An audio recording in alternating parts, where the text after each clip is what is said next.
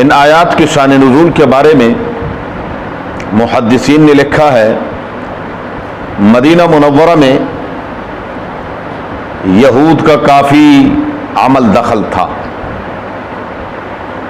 یہود کے 3 بڑے قبیلے مدینہ منورہ میں آباد تھے اور مدینہ منورہ کی پوری معیشت پر ان کا قبضہ تھا اس وقت۔ بنو نذیر، بنو قریظہ اور بنو قینقاع، یہ 3-3 4-4 میل کے فاصلے پر یہاں آباد تھے۔ رسول اللہ صلی اللہ علیہ وآلہ وسلم جب ہجرت فرما کر مدینہ منورہ تشریف لے گئے تو ایک موقع پر اللہ کے محبوب صلی اللہ علیہ وآلہ وسلم نے سیدنا صدیق اکبر رضی اللہ تعالی عنہ سے فرمایا کہ آپ بنو قینقاع کو اسلام کی دعوت دیں۔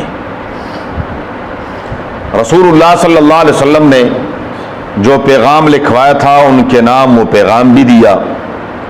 اس پیغام کی عبارت تقریباً کچھ یوں تھی جو مفسرین نے اور محدثین نے نقل کی ہے، اتقوا اللہ، اللہ سے ڈرو اور ایمان لے آؤ، اور اللہ کے رسول صلی اللہ علیہ وآلہ وسلم کو اللہ کا پیغمبر تسلیم کرو، الذین یجدونہ مکتوبا عندہم فی التوراۃ والانجیل، جو کہ تمہارے پاس ان کی نشانیاں تورات اور انجیل میں موجود ہیں۔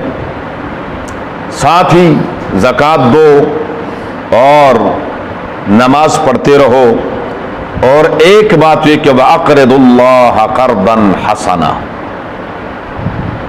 اللہ تبارک و تعالیٰ کو لفظی معنی اس کا یہ ہے کہ اللہ کو قرض دو، قرض حسن، مطلب یہ ہے کہ اللہ کے رضا کے لیے قرض دو، جس کسی ضرورت مند کو ضرورت ہو تو اس کی ضرورت کے تحت اس کو قرض دے دیا کرو۔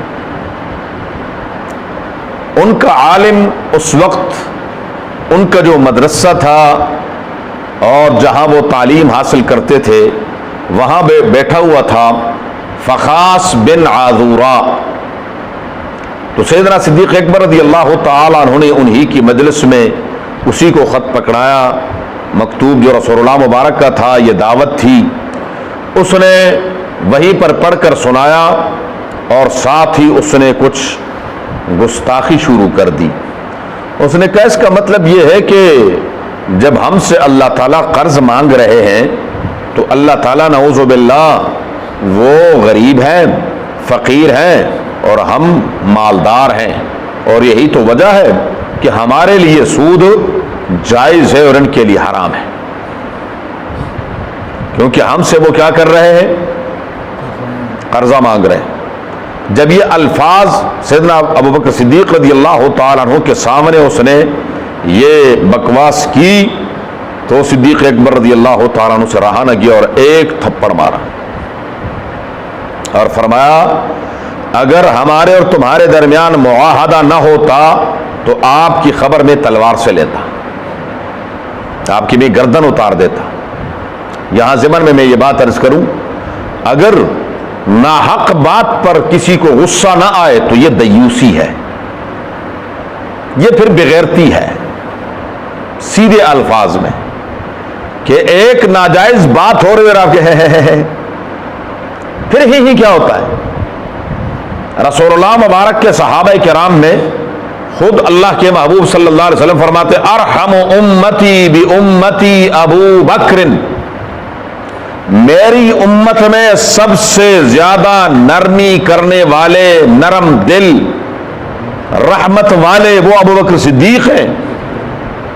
لیکن اس نرمی کا مطلب یہ نہیں ہے کہ ناجائز ہو اور ہم کہنے جی ماشاءاللہ سبحان اللہ، نہیں، پھر ماشاءاللہ سبحان اللہ نہیں ہے۔ صدیق اکبر جیسے کول مائنڈ کے انسان بھی، ان کو بھی گرمی، کیونکہ یہ ایمان کا تقاضا ہے، یہ ایمان کا تقاضا ہے۔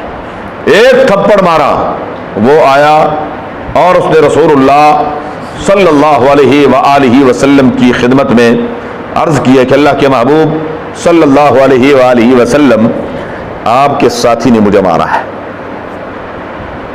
نبی کریم صلی اللہ علیہ وسلم نے ابو بکر صدیق رضی اللہ تعالیٰ عنہ سے پوچھا کہ ابو بکر آپ نے ان کو مارا ہے؟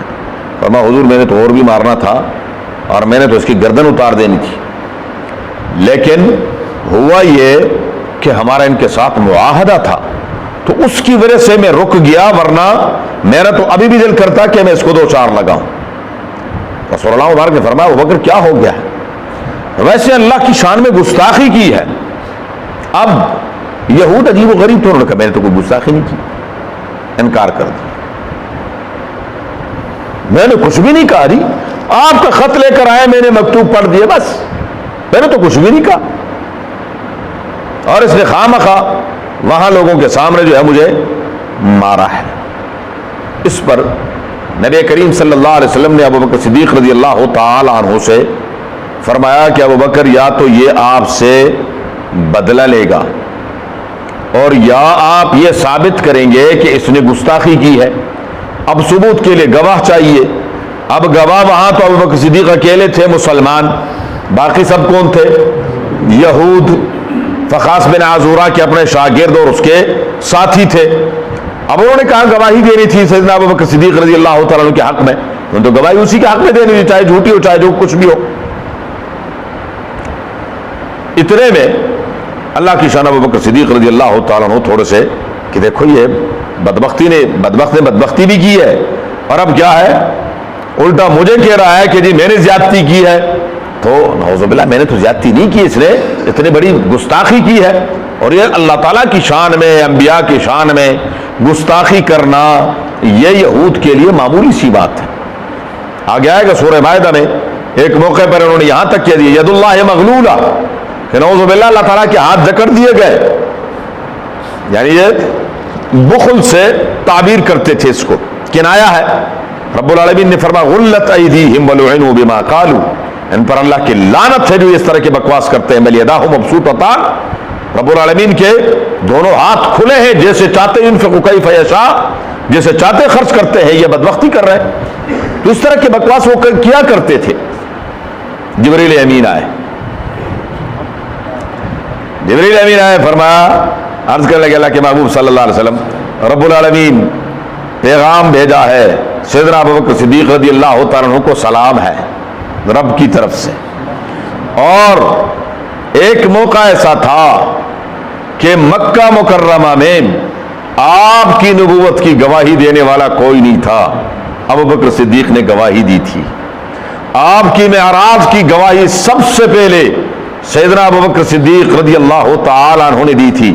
آج اسی ابوبکر کو روئے زمین کے اوپر گواہ کی ضرورت ہے کہ وہ یہ گواہی دے کہ اس نے بکواس کی تھی، فخاص بن عزورہ نے اللہ کی شان میں گستاخی کی تھی، تو پروردگار عالم عرش سے گواہی دیتے ہیں لقد سمع اللہ قول الذین قالوا ان اللہ فقیر ونحن اغنیاء، اللہ نے سنا ہے، یہ اللہ نے، لقد سمع اللہ، البتہ تحقیق اللہ نے سن لی بات ان کی جنہوں نے کہا ان اللہ فقیر ونحن اغنیاء، کہ نعوذ باللہ اللہ تعالیٰ فقیر ہیں اور ہم غنی ہے۔